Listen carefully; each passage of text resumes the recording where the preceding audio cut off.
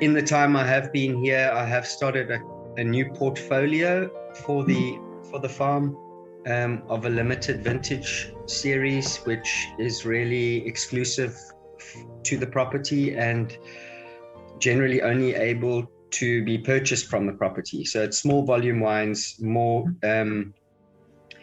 site-specific wines out of the box, kind of more personal wines, and wines where I'd say they go against the grain. Hello, Brad. Hi, Petra. How are you? I'm fine, and you? Wonderful. Good to meet you. It's lovely to meet you here on Zoom. You've got some lovely portraits at the back there in your background. Yeah, thank you. Those are some archive photographs. I love those old historical black and whites that you can buy around here in the Cape from the old times around Constantia and that in the winelands. Yeah. Oh, yeah. I love the black and whites. Yeah, they're beautiful. They're a bit mysterious as well, I think. Yeah, they are. But Brad, now tell me, it's you're a winemaker and you're on Buitenverwachting, the farm. Correct. So tell me first, what was the interest in winemaking for you? That goes quite a while back, a long way back. Yeah, I actually was introduced to wine by a family friend at the time. Well, still is, but he was a winemaker himself from Germany, and he was making wine at a winery in Franschhoek.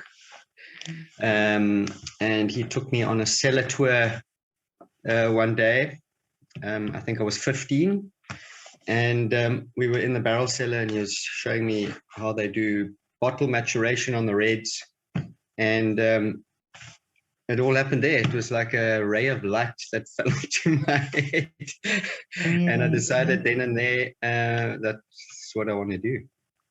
But did you always have an interest in science? Because it's quite scientific, also part of winemaking. Yes. So I'm not very scientifical. I'm not very theoretical either.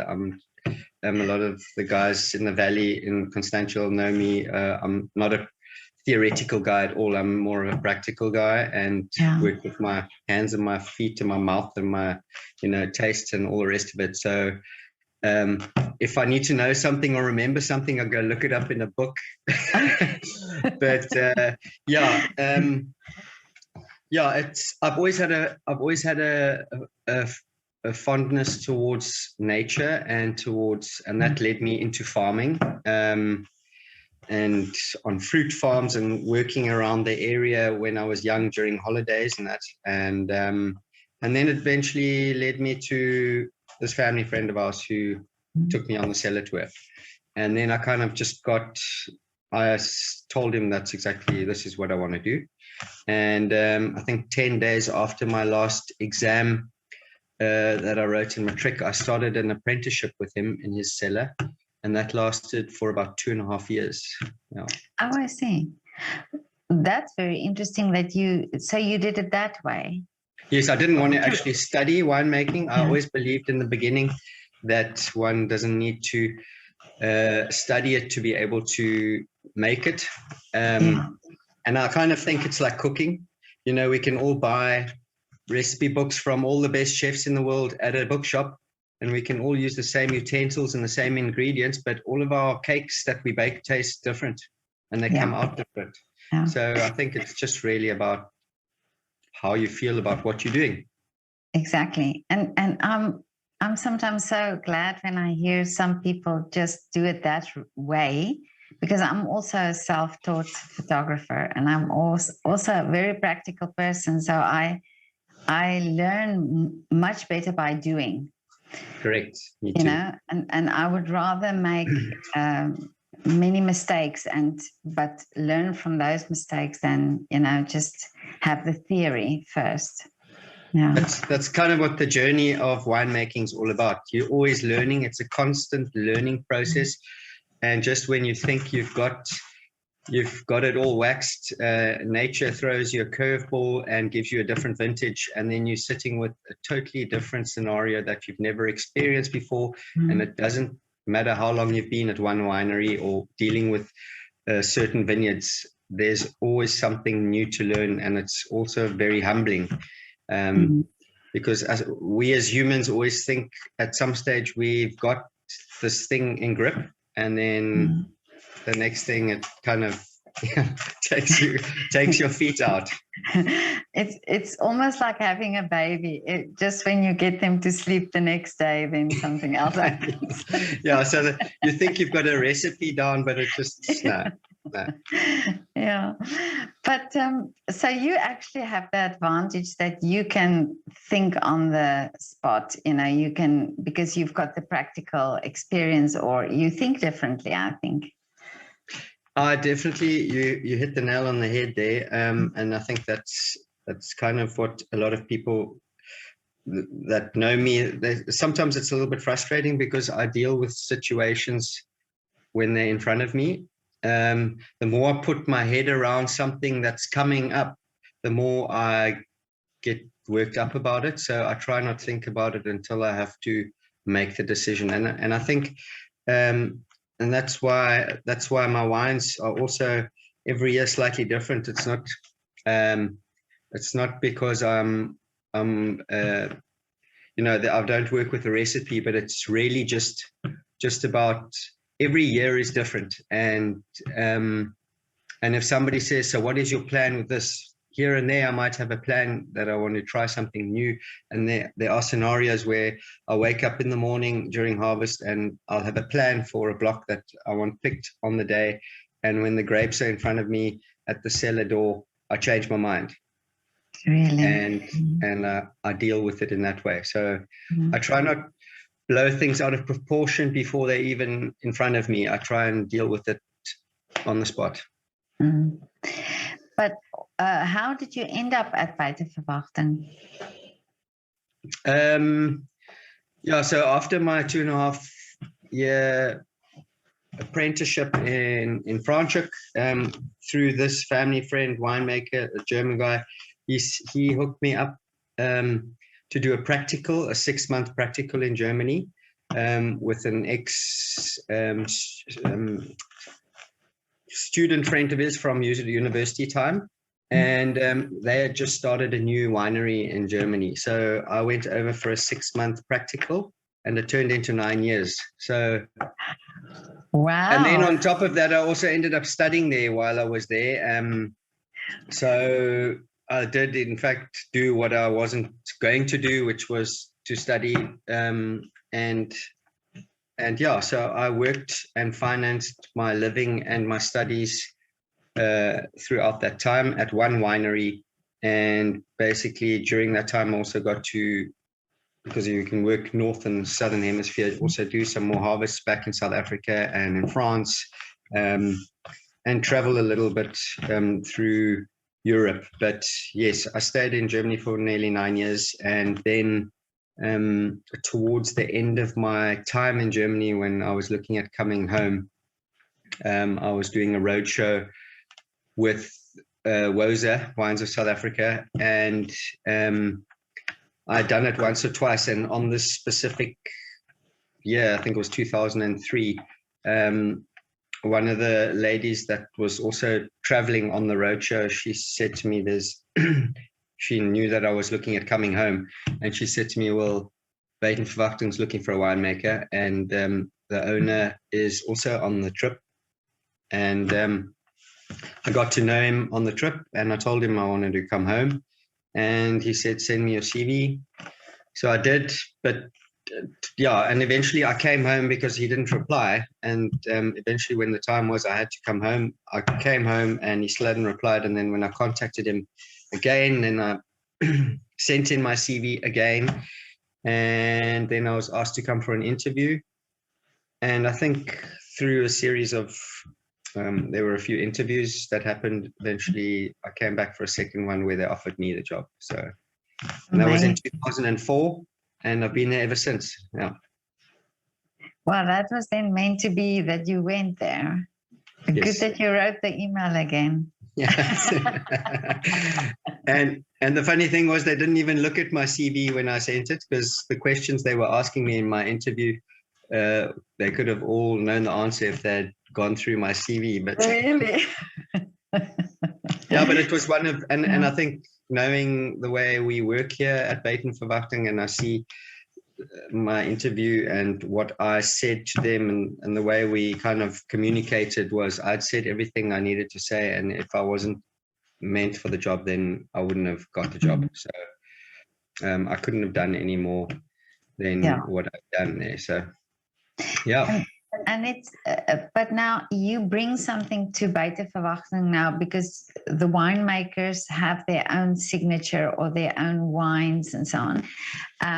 Is it for you easy to work, or do they allow you? Do you have the freedom to do that? Yes. So it's basically me and myself and the owner. The owner, Lars Mark, he runs the marketing and sales side of the property, and I run the cellar. And he doesn't really interfere with what I do. He's very involved in the business, obviously. It's life as well. But he allows me my freedom. There are obviously certain times where certain things need to be done by a certain time, but when it comes to the wine stylistically, he doesn't interfere with what I'm doing. I obviously include him and involve him with new wines that I'm doing, and then he says, let's go for it, or I think it's always been, let's go for it. So in the time I have been here, I have started a new portfolio for the farm, of a limited vintage series, which is really exclusive to the property and generally only able to be purchased from the property. So it's small volume wines, more site specific wines out of the box, kind of more personal wines, and wines where I'd say they go against the grain, which is, I'm not a sheep. I don't like following long streams. So I sometimes like to be a little bit controversial without trying to be controversial. It's just that I don't like to follow trends or things like that. I like to try and do something different. And now tell me about these wines. What makes them then so specific? There's a few different reasons that well, I use different varietals, and all the wines in this series or this portfolio have names. The wines are not described on the label by any varietal. So this brings me to the point of pretentiousness in the wine industry, and how people, whether it's wine gurus or wine professionals that know all these things about how wine should taste, and I don't really enjoy that, because wine is part of life, and wine is a lovely thing, part of socializing. That's what makes my job or my passion so lovely, because it doesn't feel like I'm working when I'm at home, and I'm enjoying wine with friends and family, and it's just part of life. And the names behind the wines that I've done in this series really teaches one to appreciate the wine for what it is, the wine that you have in your glass, before you learn about what is really in the wine. And it all goes back to also the old in Europe, the old world, where you would be in a region, and it still is that way in most of the older winemaking countries in Europe, is that when you are in a specific region, you drink a wine with the name of the chateau or the name of the property. There's nothing about a varietal on the label or anything. And it takes you to have to know what region you're sitting in and what varietals they have planted in that area. And then you would actually know probably what is in the blend or what type of straight varietal it is. But then obviously you can ask the people or the proprietor or the winemaker what is actually in the wine. And this is really just about teaching us to enjoy or not to enjoy the wine for what it is in the glass. Before you come with a preconceived idea of Sauvignon Blanc has to taste this way because it says, it's not about that. So a lot of these wines I do in a way that are very unusual and a way that maybe are sometimes frowned upon, especially when it comes to these competitions that one enters, where my wines fall out of the categories because they could be marked as faulty. I don't know, because they don't fall into a certain style, So these wines tend to be kind of out of the box, off the beaten track. It's kind of, yeah. I love that. I think this is wonderful because I think this makes people also just, like you say, enjoy the wine without all these things that it's supposed to taste or it's supposed to be this. I think it's great that you did that. Very, very lovely idea. And what is the people's reaction? It's generally the big eye reaction when you tell them what the wine is, and in a positive way. So the wines are received very positively. They are slightly more expensive when you look at our portfolio of wines, but they are definitely food wines. And yeah, I think I would say 80% of the time they are received very positively because people would generally say, we didn't know this varietal could be made in this way. And so they are appreciative of that. And, some people that generally tend to drink trend-driven wines or the supermarket wines or wines that are all the same, just different labels. And this year it's vanilla, next year it's chocolate, the year after it's pineapple aromatics, so they taste the wines and they go, geez, this is something where do we get this or how do you do that? And really it's just about making a wine and making something interesting and what I believe good. And if I don't believe it's going to be good, and if I don't believe in the wine, I don't put it in the bottle. Yeah. And it's also like, I think sometimes when you just give people what they want, I was talking to musicians as well, where we talked about concerts and you always give the same things and you always do the same thing, then you get an audience who cannot then change their taste. And there are so many different composers that they get stuck on just the specific ones, and this is what you are now doing, is you're opening up a new world and opening up new tastes for people to experience. I think, Petra, it's also about, when I started working here, I also made a decision to myself that I wasn't just going to be, since the cellar in the modern day was established in the early 80s, there's only been 3 winemakers, including myself. And I said to myself, I'm not going to carry on in that profile. I'm going to stick, obviously, in the larger picture of our portfolio. There are certain wines that have a great following and they need to be in a certain way. And that's all very good. We need those wines. But then I said, I'm also going to try and make a difference and try and improve myself and try and be innovative on the side, so that when the people come and visit us, they can also see we don't only make those wines that we are well known for. We also make wines that are unique and different. They're not released every vintage. I don't do them every vintage back on back because now, it's, I do them in vintages where I believe they are great. And then then the more commercial wines, obviously I do every year. And I've managed to, over the years where I've been here, also follow no recipe on the more commercial wines that we do. Whereas where I can use the vineyards and the weather and everything that we have, and still in those volumes make wines that the people have known for many years from our property. I still make them in an acceptable way for them, that they carry on supporting us and carry on believing in what we do. The idea behind then, like I said, these limited vintage wines is also then just to show people that we also do something else, and something else unique from this valley.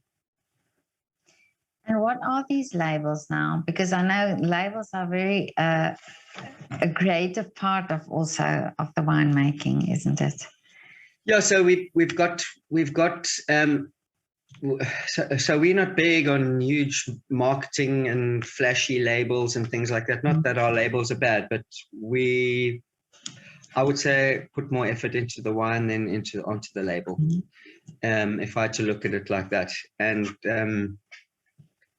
yes, we have people comment about our labels being sometimes a little bit behind or whatever. That's all fine. But at the end of the day, for me, it's not about sellers who do wine tours every hour and they've got flashy stainless steel tanks and flashy glass panels all over the place. For me, it's about what you have in the bottle on your table at home.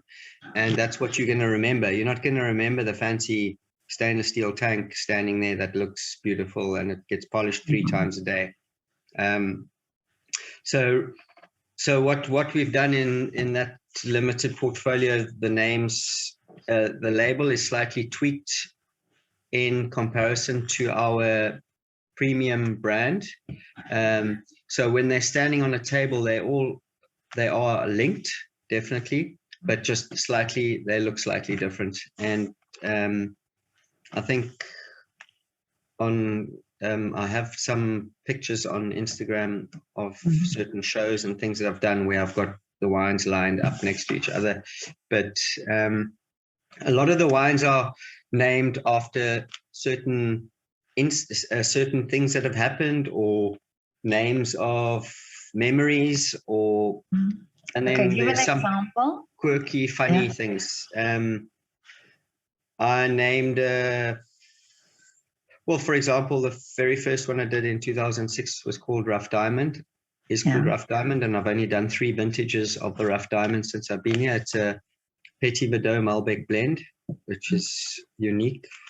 I believe there's not many of those around, especially not in South Africa.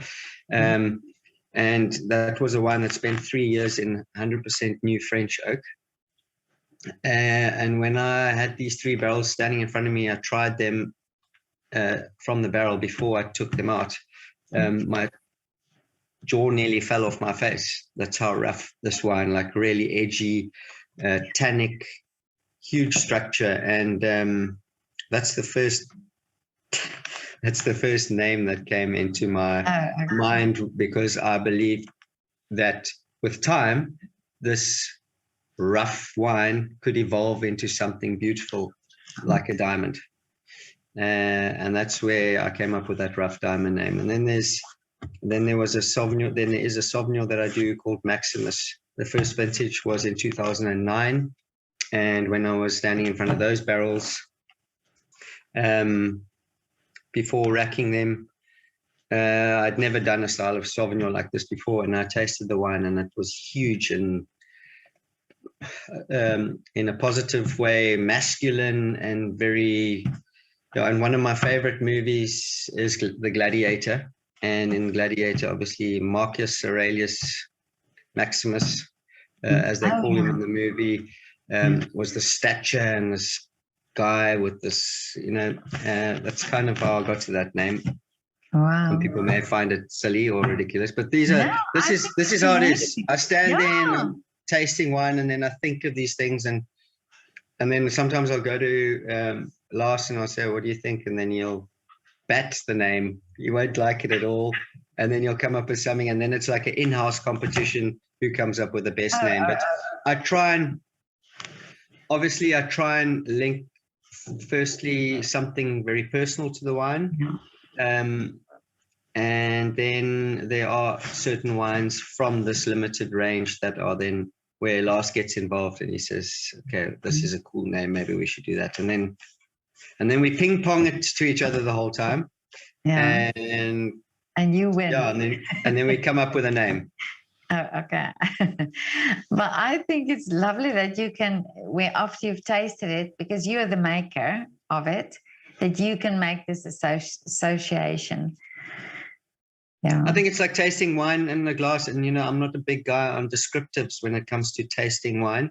But it's basically like you'll put something, whether it's something you've cooked or a fruit you taste for the first time or a spice you use for the first time, the minute you got it on your palate, maybe it sparks a memory or something you think of, or it tastes like something else that you've tasted before, and that's basically really what it is. There's no scientific explanation behind this process. Yeah. It's really just when you standing there on your own and tasting the barrels innocently, and these things just happen. Yeah. And I think also for people, because you say you don't, these wines can only be bought at the property. Correct. Yeah. And isn't that also amazing that people can then have that experience of being there and tasting the wine and then buying the wine from there? Yeah, that's also an advantage of selling it only from the property, because then our tasting room staff are also, I go through these things with them as well. And it's basically a hand sale. If you had to be in a wine shop selling this bottle, but at the farm, they get to taste the wine. And their inquisitiveness on this weird flavor or characteristic is then explained to them by whoever's helping them at the wine tasting. And when I do some roadshows or some tastings in the trade with some restaurants or some chefs that do some really exquisite food, there are certain restaurants that put some of these wines on their list, because these are sometimes also chefs that create cool and funky and different styles of dishes and look for food wines like this that are kind of a little bit crazy, that just spark interest of people who love new things and different things. I think this is amazing. I'm coming to the farm one day and to come and taste. Well, I hope so. Yeah, I'm not good on Zoom, so it'd be great to meet you if you had to come. Yeah, definitely. I love it. I love things that are like this, so much individuality and so much thought into that. And I think it's also this thing where it's local, it's there. You have to go there to experience it. I think this is wonderful. So you are really in touch with where you are, with this farm, with the vineyards and so on. Yeah. It was like that first interview that I had. I basically said, this is where I want to be. And I think I couldn't imagine working anywhere else in the country as this position, as a winemaker, and don't really want to be anywhere else. This is where I want to be. And as I've learned over the years, in the mid-90s, that was very trendy. There was this term flying winemaker in the middle of the 90s, internationally, where renowned winemakers would fly around the world to different cellars who could afford them to go there and would pay them large sums of money for them to come into the cellar for a season, make the wine, and then they'd fly off to another country in the world to make a wine somewhere else. And that fad or trend came and went. Went as fast as it came, because it's really about knowing your sites. And flying winemakers who travel between yeah, you've got to know your vineyards, Petra, and that's the secret. Even after nearly 19 years here, like I said, I'm still learning. And the minute you think you know it all, like I said, your feet are swept from under you and you start at ground zero again. So I believe in, maybe I'm very old school in that way, but I believe in knowing your site, and you can only do that with time, and not in 3 years, not in 5 years, not in 10 years. I think it's a process of evolution. It's like climate change, you know. Yeah. If I had to look at the way the weather in the time that I've been here, even in the way the reds ripen, etc., it's slightly different. And yeah. Well, I spoke to Etienne Neetling, who does the research on the global warming and the effect on the vines. And this makes now completely sense. Also, what you're saying is that, you know, that if you know your site and if you know the vines and you know approximately the climate, then you also understand when things change, and you also understand how to adapt to this change. Yeah, it's a learning, growing. It never stops. So what makes our profession interesting? Well, never the same. Yeah, no, you've got a very interesting story. But now, tell me, what is your wish for the future? Jess, that's a big question. Yeah. I hope to always love what I do, and I hope that my children one day also find what they want to love, what they want to do. And I hope that we can carry on making great wine at Buitenverwachting and making great wine for Constantia, and getting our name out there as a South African wine growing region, and always trying to improve. That can never stop. You got to just carry on going and appreciate every day that we get to try and do that. And your children, are they one of them interested in wine making? Oh, you know, they're at the age where there's a lot of things that interest them. My son's 12 and my daughter's 9, so they're in a bit of everything at the moment. But they get stuck in with me and harvest in the cellar, and they love it. Always got to give them the thing that tweaks their interest, you know.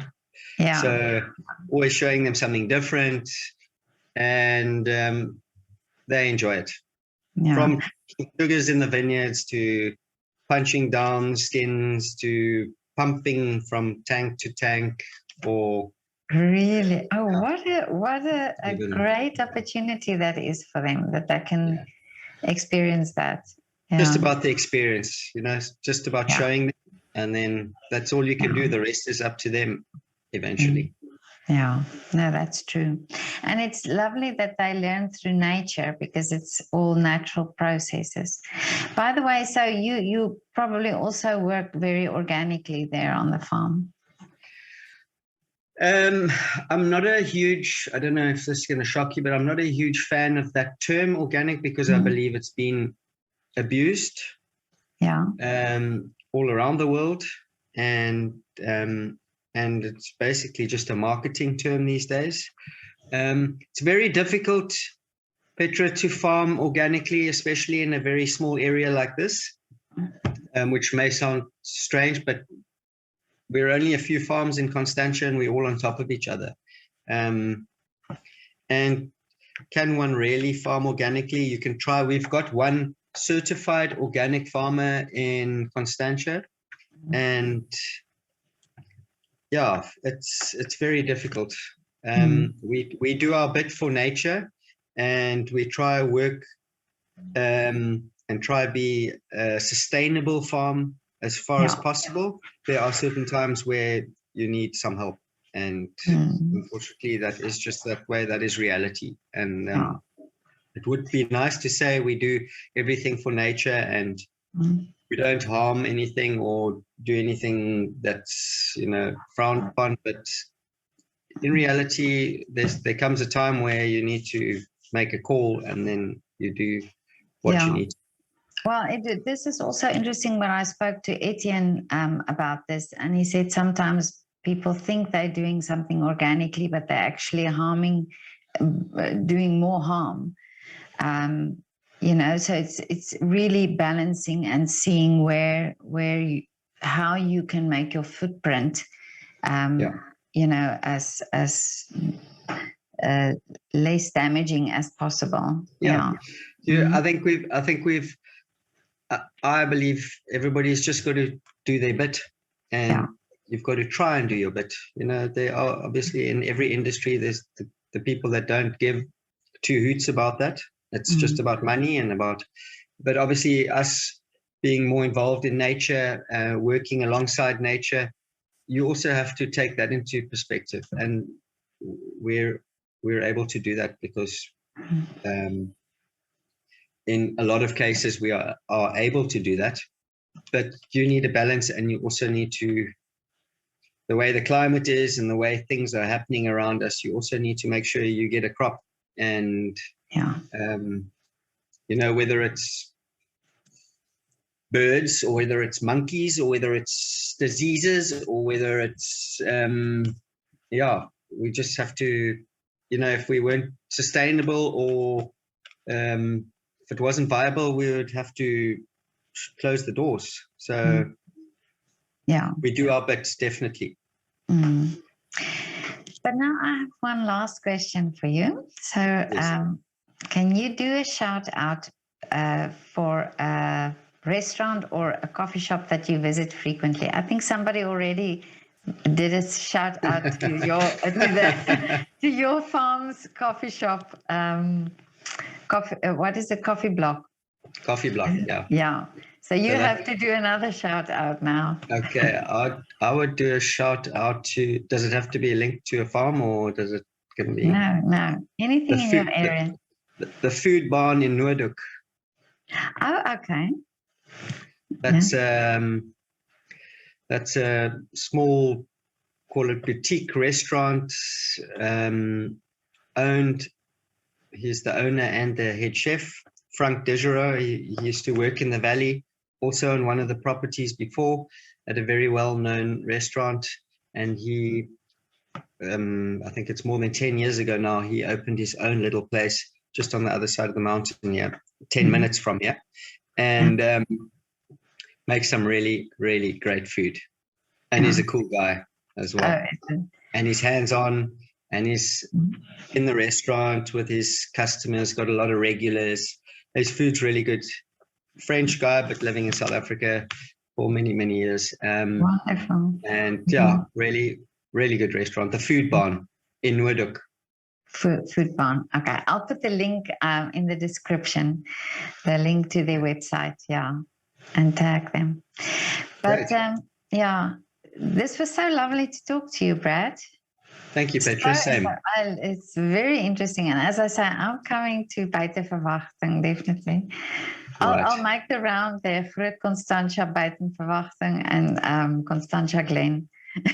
You do that.